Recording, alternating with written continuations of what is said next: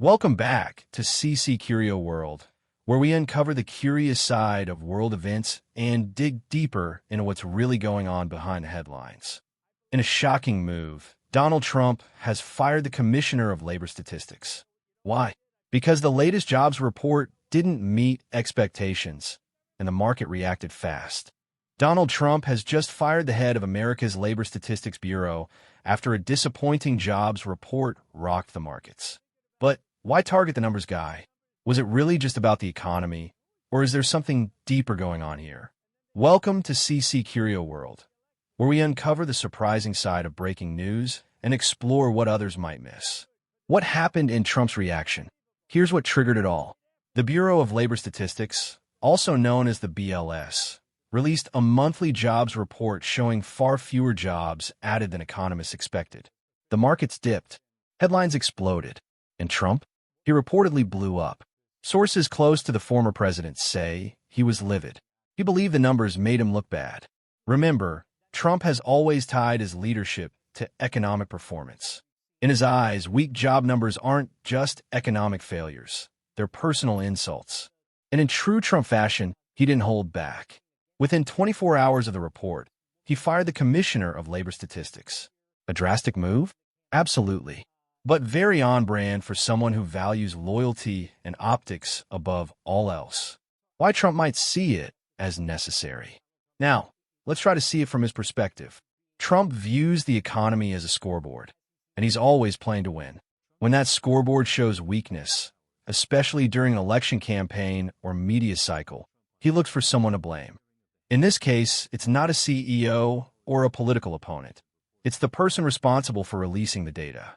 Trump reportedly questioned whether the numbers were accurate or even manipulated.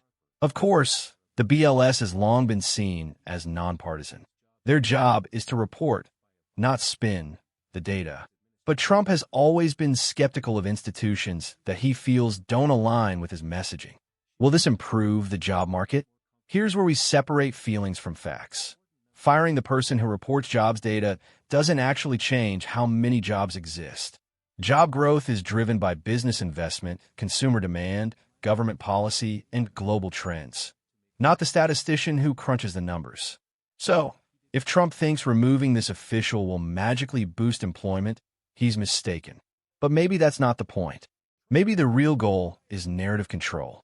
Trump has always been a master of messaging. By replacing someone who reports bad news, he can reframe the story, or at least cast doubt on it. Is this a warning to others? This firing isn't just a personnel change, it's a message. A loud, clear one.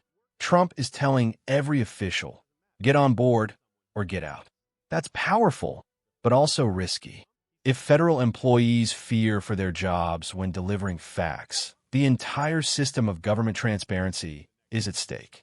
Imagine if job numbers, inflation rates, or health data started being adjusted to fit a political story. Investors lose confidence. Economists can't plan. And the public? They're left in the dark. So this moment raises a crucial question. Do we want truth from our institutions, or do we want spin? What happens next? As for what comes next, Trump will likely install someone who aligns more closely with his messaging. That could mean jobs data that's framed differently, or even disputes over what's considered a positive trend. But the reality on the ground won't change unless policies do.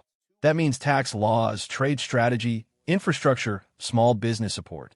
Those are what create real, lasting job growth. If Trump uses this moment to introduce serious economic proposals, the market might respond. But if it's all show and no substance, confidence could erode fast. Final thoughts and call to action. So, was this the right move, or just political theater? Will it spark real economic change, or damage the credibility of federal reporting? Tell us what you think in the comments. Does this shakeup make Trump a strong leader, or a dangerous one? Thanks for watching CC-CurioWorld, where the curious, the controversial, and the unexplained all come to life. Don't forget to like, subscribe, and tap that notification bell so you never miss another deep dive into the world's oddest stories.